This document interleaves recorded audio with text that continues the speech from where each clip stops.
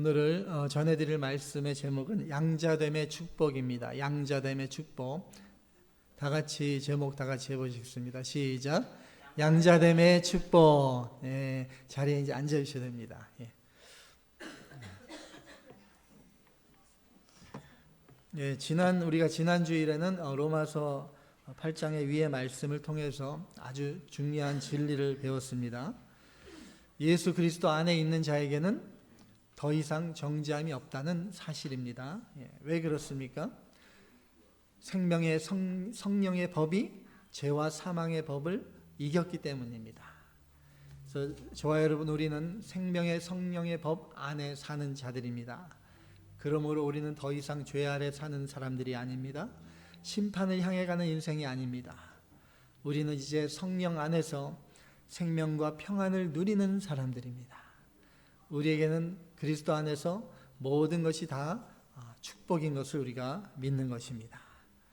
이제 오늘 본문은 여기서 한 걸음 더 나아갑니다. 본문의 말씀은 우리가 단지 죄에서 자유롭게 되었다는 정도로 말하지 않습니다. 훨씬 더 놀라운 말씀을 주십니다. 우리가 하나님의 자녀가 되었다 선언합니다. 하나님의 자녀. 옆에 자로 인사를 나누시기 바랍니다. 예. 주님의 이름으로 축복합니다. 네. 하나님의 자녀가 된 걸 감사드립니다. 예. 옆에 좌우 다 하나님의 자녀들입니다.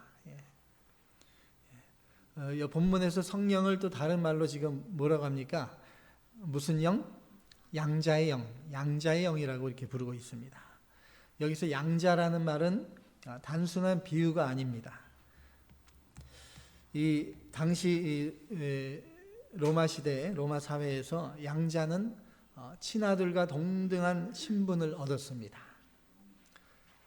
과거는 다 사라지고 새로운 가문에 속하게 된 것입니다. 그리고 새 이름, 새 권리, 새 상속권을 받게 됩니다. 양자의 영인 성령께서 저와 여러분 내 안에 오셨다는 것은 이제 우리가 세상에 속한 사람에서 전혀 새로운 신분이 된 것을 말합니다. 거룩한 하나님의 자녀가 된 것이고 하나님의 가족이 되었다는 것을 의미합니다. 이 세상에서도 누구의 아들이냐에 따라서 인생의 많은 부분이 달라지죠. 부잣집에 태어나느냐, 또 가난한 집에 태어나느냐, 또 권력자의 아들로 태어나느냐, 또 높은 지위에 있는 사람의 자녀가 되느냐, 거기에 따라서 많은 차이가 있습니다. 그래서 많은 특권을 누리기도 하고 누리지 못하기도 합니다. 어떤 분은 그렇게 생각할 수 있죠. 나는 이렇게 평범한 가정에서 태어나서 이렇게 제대로 누리지도 못하고 사는가. 그런데 우리는 이 세상 그 누구 어떤 자녀보다도 더 가장 존귀한 자녀가 된 것입니다. 우리는 하나님의 아버지의 자녀가 된 것입니다. 창조주 하나님, 이 세상 모든 만물의 주인이신 하나님의 자녀가 됐습니다. 그러므로 우리는 이 세상 그 어떤 권세자들의 자녀보다도 비교할 수 없이 우리는 정말 높은 지위에 있고 영광스러운 자녀인 것을 우리가 알아야 됩니다. 그리고 하나님의 자녀인 우리는 영원한 하나님의 자녀입니다. 죽어서 영원히 하나님과 함께 천국에서 사는 그러한 영광스러운 자녀가 된 것입니다. 이 세상에 뭐 대통령의 자녀들, 국회의원 자녀들 그거 누리는 거 잠깐입니다. 뭐 평생을 누릴 것 같습니까? 권력이 끝나면 다 사라집니다. 우리는 하나님의 자녀입니다. 창조주 하나님의 자녀입니다. 우리가 이 사실을 깨닫는 순간 우리의 신앙생활이 완전히 달라지게 되는 것입니다. 오늘 말씀을 통해서 하나님의 양자가 된 우리가 누리는 축복이 무엇인가 세 가지로 살펴보겠습니다. 첫 번째로 하나님의 영으로 인도함을 받는 축복입니다. 본문 14절 말씀이죠. 본문 14절 말씀 함께 봉독하십니다. 무릇 하나님의 영으로 인도함을 받는 사람은 곧 하나님의 아들이라. 아멘. 네, 여기서 우리는 스스로에게 질문을 해야 됩니다. 나는 정말 하나님의 자녀인가? 내가 정말로 하나님의 자녀인가? 자녀답게 살아가고 있는가? 많은 사람들은 기준을 착각합니다. 하나님의 자녀의 기준을 착각합니다. 교회 오래 다니면 자녀이고, 세례 받으면 하나님의 자녀이고, 직분을 받았으니까 나는 하나님의 자녀다 착각을 합니다. 그러나 성경은 전혀 그렇게 말씀하지 않습니다. 하나님의 자녀인 기준은 단 하나입니다. 성령의 인도하심을 받고 있는가? 성령 하나님이 내 안에 계시는가? 본문 위에 그 9절의 말씀에 보면 뭐라고 했습니까? 그리스도의 영이 없으면 그리스도의 사람이 아니라고 말씀했습니다. 그러니까 진짜 겉모습이 아니라 그러니까 내 안에 누가 계시는가? 그것이 중요한 것이죠. 성령께서 내 안에 계신다는 것은 하나님이 내 안에 거하신다는 것을 뜻합니다. 이보다 더 큰 영광이, 더 큰 특권이 어디 있겠습니까? 여러분, 하나님이 내 안에 살아계십니다. 천지만물의 창조주 하나님이 내 안에 살아계시는 것입니다. 그렇다면 성령께서 하시는 역사가 구체적으로 무엇인가? 성령께서 하시는 일을 무엇인가 살펴보겠습니다. 첫 번째로 예수를 믿게 하시는 역사를 하십니다. 그래서 우리는 흔히 내가 믿어서 내가 결단해서 예수님을 믿었다 이렇게 생각하기 쉽습니다. 그러나 성경은 말씀합니다. 성령으로 아니하고는 예수를 주라고 고백할 수 없다고 했습니다. 사람은 본능적으로 죄를 사랑합니다. 또 자기가 의롭다고 생각합니다. 자기는 그래도 다른 사람보다는 좀 낫다 이렇게 생각합니다. 그런데 어느 날 내가 죄인입니다. 예수님이 나 때문에 십자가에 죽으셨습니다. 이 사실이 믿어지고 이 고백이 마음에서 일어났다면 이제 이미 성령께서 역사하시는 것입니다. 그 믿음 자체가 하나님의 양자가 되었다는 증거가 되는 것입니다. 저와 여러분 그러한 고백을 다 하셨죠? 그러한 믿음이 있으시죠? 내가 정말 죄인이고 나를 위해 예수님이 십자가에 죽으셨습니다. 그 진정으로 마음으로 다 믿으시셨죠? 안 믿으셨습니까? 믿으셨습니까? 아멘. 믿으셨다면은 성령께서 이미 내 안에 거하고 계시는 것입니다. 성령께서 하시는 역사 1, 두 번째로는 성령께서 우리 안에 영원히 거하십니다. 예수님께서 제자들에게 이렇게 말씀하셨었죠. 내가 너희를 고아와 같이 버려두지 않고 너희에게로 오겠다. 예수 믿을 때 성령께서 내 안에 오셨습니다. 성령께서 한번 오시면 절대로 떠나지 않으십니다. 세상은 다 나를 버려도, 친구도 버리고 혹시 부모도 버릴지라도 저와 여러분 우리는 혼자가 아닙니다. 우리는 영적으로 고아가 아닙니다. 내 안에 하나님이 영원히 나와 함께 하십니다. 이 세상 사람들은 결국은 혼자서 인생을 살아갑니다. 아무리 친구가 많고 또 부모님의 사랑을 받아도 결국은 혼자 결정하고 혼자 인생을 살아가는 것이죠. 그러나 저와 여러분 성도는 다릅니다. 기쁠 때도 함께 하시고 눈물 흘릴 때도 함께 슬퍼하시고 죄와 싸울 때 함께 싸워주시고 그러한 성령 하나님이 내 안에 살아 계시는 것입니다. 저와 여러분 우리는 임마누엘 하나님의 자녀인 것입니다. 그래서 성령의 인도하심을 받는 사람에게는 특징이 있습니다. 어떠한 특징이 있습니까? 죄를 안 짓습니까? 죄를 짓게 되잖아요. 연약하고 부족하고 또 죄를 짓습니다. 그런데 죄를 지어도 편하지가 않습니다. 회개하게 됩니다. 말씀으로 돌아오게 됩니다. 왜 그렇습니까? 내 안에 육신과는 다른 생명이 있기 때문입니다. 육신은 나를 죄로 끌고 가지만 성령 하나님은 나를 하나님께로 끌어당기십니다. 그래서 본문 13절에 말씀하시죠. 우리가 육신대로 살면 사망이지만 영으로서 몸의 행실을 죽이면 생명이 된다 말씀하십니다. 양자의 영 성령께서 나를 육신대로 살도록 놔두지 않으십니다. 그러니까 우리가 죄를 지면 마음이 편안하지 않고 또 죄인 걸 깨닫고 회개할 수 있도록 성령 하나님께서 그렇게 나를 이끌어 주시는 것이죠. 그리고 하나님의 자녀답게 살도록 육이 아닌 영의 세계로 인도하시고 또 빛으로 인도하시고 나를 빚어나가시는 성령 하나님, 하나님이 내 안에 살아계시는 것입니다. 그래서 우리는 성령의 인도하심을 받은 사람들이고 그리하여 거룩함을 이루어 나가며 하나님께로 가까이 나아가는 하나님의 자녀들인 것입니다. 두 번째로 양자됨의 축복, 두 번째로는 하나님을 아버지라 부르는 축복을 받았습니다. 본문 15절 말씀, 본문 15절 다 같이요. 너희는 다시 무서워하는 종의 영을 받지 아니하고 양자의 영을 받았으므로 우리가 아빠 아버지라고 부르짖느니라. 아멘.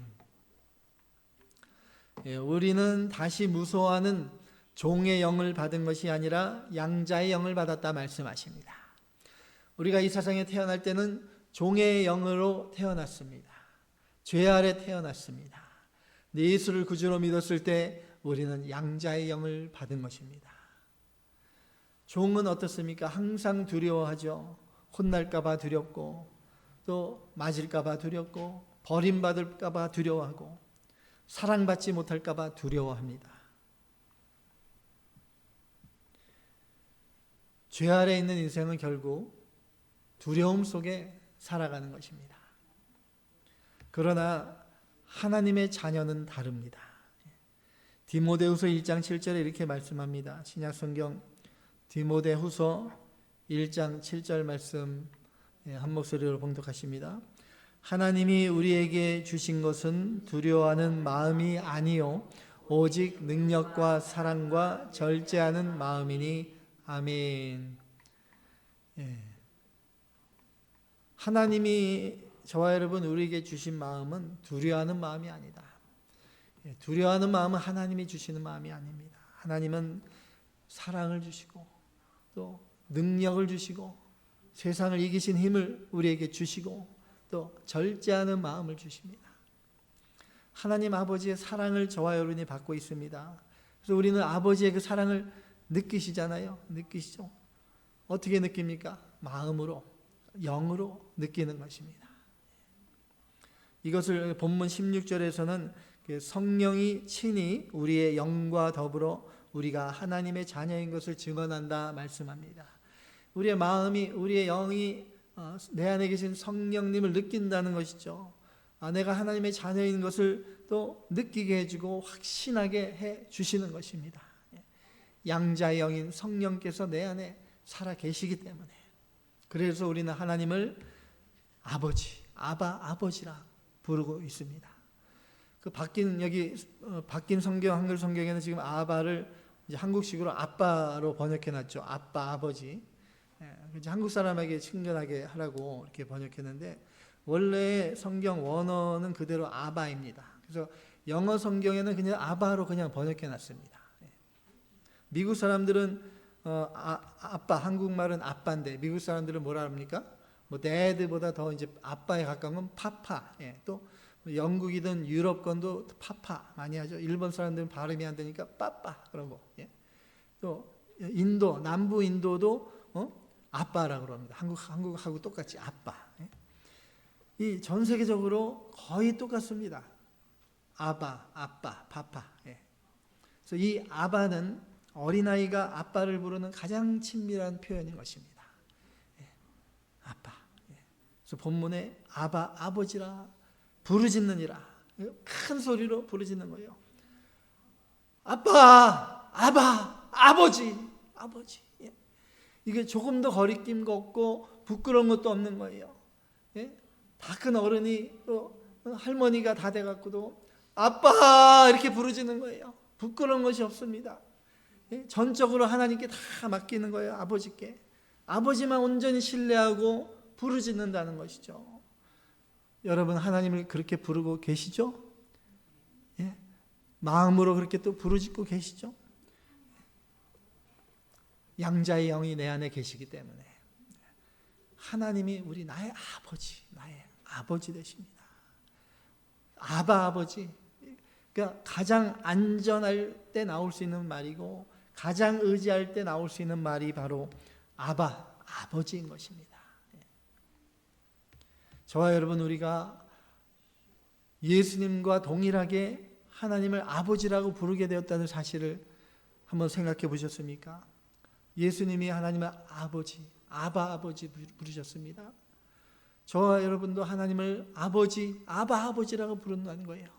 얼마나 놀라운 일입니까? 예수님과 우리가 똑같이 하나님을 아버지라고 부르고 있습니다. 그 친밀한 관계 속으로 우리가 들어오게 된 것입니다. 어떻게 이런 은혜가 가능하게 된 것입니까? 우리는 원래 피조물입니다. 하나님의 창조물입니다. 본래 하나님의 아들이 될 수 없습니다. 그런데 하나님께서 해주셨습니다. 자기 독생자를 우리 위해 내어주시고 그렇게 우리를 사랑하셨기 때문에, 자기 생명까지 우리를 위해서 내어주셨기 때문에 우리가 하나님의 자녀가 된 것입니다. 요한복음 1장 12절에 이렇게 말씀하죠. 신약성경 요한복음 1장 12절에 다 같이요. 영접하는 자 곧 그 이름을 믿는 자들에게는 하나님의 자녀가 되는 권세를 주셨으니 아멘. 아멘. 여러분, 하나님의 자녀가 된다는 그 권세 생각해 보셨습니까? 하나님의 자녀로서 누리는 그 권세, 이 세상의 권세, 세상의 어떠한 자녀들이 누릴 수 있는 권세보다도 우리는 가장 강력하고 가장 높고 가장 영광스러운 권세를 우리는 이미 받은 것입니다. 하나님의 자녀, 영원한 하나님의 자녀가 된 것입니다. 하늘 모든 기업을 우리는 받아 누리고 있습니다. 우리는 천국에서 영원히 사는 그 축복과 권세를 이미 받은 것입니다. 여기 권세는 신분이고 지위이고 또 법적인 선언입니다. 하나님의 자녀가 되었다는 선언. 내 안에 여러분 하나님을 향한 사랑이 있고 또 아버지를 찾는 마음이 있다면은, 여러분 그러한 마음이 있으시죠? 하나님을 사랑하는 마음, 또 하나님 아버지를 찾는 마음, 그 마음이 있다면 그것이 바로 성령이 내 안에 계시다는 증거가 된다는 것입니다. 기도할 때 아버지, 아버지 이렇게 부를 수 있다면 그것이 이미 성령께서 내 안에 계시다는 가장 확실한 증거라는 것입니다. 양자됨의 축복으로 세 번째는 이제 마지막으로 하나님의 후사가 되는 축복을 받았습니다. 본문 17절 말씀 다 같이요. 자녀이면 또한 상속자 곧 하나님의 상속자요 그리스도와 함께한 상속자니 우리가 그와 함께 영광을 받기 위하여 고난도 함께 받아야 할 것이니라. 아멘. 아멘. 여러분, 드디어 올 것이 왔습니다. 고난이 왔습니다. 고난. 하나님의 자녀의 우리가 권세와 영광을 누리는데 고난도 받아야 된다 말씀하십니다. 고난. 여기 자녀이면 또한 상속자, 옛날 성경에는 후사, 뭐 다 마찬가지죠. 후사, 상속자. 그러니까 그 당시는 이제 양자도 친아들과 동일한 상속권과 권리를 누린다고 제가 말씀드렸죠. 하나님의 자녀인 우리들도 그러므로 하나님의 기업을 상속받은 사람들입니다. 친아들과 똑같은 권리를 받았고 상속권을 누린다는 것입니다. 하늘 기업을 이미 다 받은 우리들입니다. 세상 사람들은 어떻습니까? 많은 유산을 부모에게 받아도 뭐 사업하다 실패하고 잘못하다가 그 많은 유산을 막 탕진하기도 하죠. 세상의 유산은 언젠가 사라지게 됩니다. 그러나 하나님이 주시는 기업은 영원합니다. 베드로서의 말씀대로 뭐예요? 썩지 않고 더럽지 않고 쇠하지 않는 기업입니다. 더 놀라운 말씀은 그리스도와 함께한 상속자, 후사가 되었다 합니다. 예수님이 받으신 기업과 영광을 저와 여러분 우리도 함께 받는다는 것입니다. 얼마나 놀라운 일입니까? 이미 우리는 그리스도와 연합된 존재들입니다. 하늘 시민권을 가진 사람들입니다. 그런데 본문은 또 성경은 이렇게 말씀하죠. 영광 전에 무엇이 있다고 하십니까? 고난이 있습니다. 고난. 예수님도 하늘 보자 영광을 누리시기 전에 고난의 십자가의 길을 가셨습니다. 고난은 실패가 아닙니다. 고난은 버림받음이 아닙니다. 하나님의 자녀를 영광으로 준비시키는 과정입니다. 히브리서 12장 2절 신약성경 히브리서 12장 2절 말씀 함께 봉독하십니다. 믿음의 주요 또 온전하게 하시는 이인 예수를 바라보자. 그는 그 앞에 있는 기쁨을 위하여 십자가를 참으사 부끄러움을 개의치 아니하시더니 하나님 보좌 우편에 앉으셨느니라. 아멘. 아멘. 예수님은 하나님 아버지의 뜻을 위해서, 아버지의 기쁨을 위해 십자가의 고난의 길을 가신 것입니다. 그 멸시와 그 고통을 다 참으셨습니다. 그리하여 마침내 영광의 보좌 우편에 앉으셨습니다. 여러분, 아들은 아버지의 뜻을 따르는 것이 참 아들이죠. 아버지를 사랑하는 아들이 참 아들입니다. 여러분, 우리 하나님 아버지를 그렇게 사랑해야 됩니다. 그리고 아버지의 뜻을 따르는 참 아들이 되어야 됩니다. 예수님께서는 하나님 아버지의 뜻을 온전히 따랐습니다. 단 한 번도 어기지 않고 불순종하지 않았습니다. 십자가에 자기 생명까지 내어주시면서 하나님 아버지의 뜻을 따랐던 것입니다. 그만큼 아버지를 사랑하시기 때문에 저와 여러분도 예수님과 똑같은 후사, 상속자가 되었다고, 예수님과 똑같은 아들로서 우리가 권리를 누리는데 하나님 아버지를 나도 예수님처럼 그렇게 사랑해야 되지 않겠습니까? 하나님 아버지를 그렇게 사랑하는 것만큼 하나님께서 우리를 사랑해 주신다고 성경에 말씀해 주셨습니다. 하나님께서 예수님을 왜 그렇게 사랑하시고 예수님을 가장 높은 자리에 왜 올려주셨습니까? 예수님께서 그렇게 하나님 아버지를 사랑하셨기 때문에, 자기 생명까지 하나님 아버지를 위해서 내어주셨기 때문에 하나님께서 예수님을 그렇게 사랑하시는 것입니다. 여러분, 하나님의 사랑을 많이 받기 원하시죠? 그러면 나도 하나님을 더 많이 사랑해야 됩니다. 하나님으로부터 많은 은혜를 받기 원하시면 하나님 아버지를 나도 그렇게 사랑하며 하나님의 뜻을 위해서 정말 나를 희생하고 나갈 줄 아는 하나님의 아버지의 뜻이 내 안에 이루어지기 원합니다. 이렇게 나아가는 그러한 아들이 되어야 됩니다. 여러분, 지금의 우리가 당하는 그 고난들, 지금의 눈물, 지금의 시험, 지금의 인내는 우리가 하나님의 자녀라는 증거입니다. 하나님이 우리를 영광의 상속자로 빚어가는 과정인 것을 믿으시기 바랍니다. 오늘 말씀 결론을 맺겠습니다. 이제 우리는 양자됨의 축복을 누리는 삶을 살아야 됩니다. 오늘 말씀을 한 문장으로 정리하면 바로 이것입니다. 우리는 죄인이 아니라 하나님의 자녀입니다. 우리는 성령으로 말미암아 하나님의 인도함을 받으며 하나님을 아버지라 부르며 하나님의 영광을 상속받는 자녀가 되었습니다.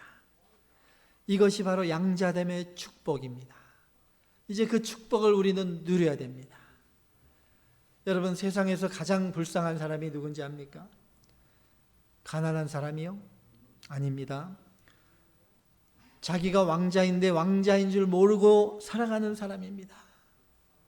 이 많은 성도들이 이미 하나님의 자녀인데도 종처럼 살아갑니다. 늘 불안해하고 늘 비교하고 늘 세상을 부러워합니다. 그러나 하나님께서 오늘 말씀하십니다. 너는 내 아들이다. 너는 내 딸이다. 내 것이 다 내 것이다. 하나님 아버지께서 말씀해 주십니다. 이 사실을 깨닫는 순간 여러분, 우리의 믿음은 의무가 아닌 관계가 됩니다. 기도는 책임이 아니라 아버지를 만나는 시간이 됩니다. 순종은 강제가 아니라 사랑의 반응이 되는 것입니다. 저와 여러분, 날마다 성령의 인도하심을 따르며 아버지의 사랑을 신뢰하며 거룩하신 하나님의 양자됨의 축복과 영광을 누리시는 저와 여러분이 다 되시기를 주님의 이름으로 축원합니다.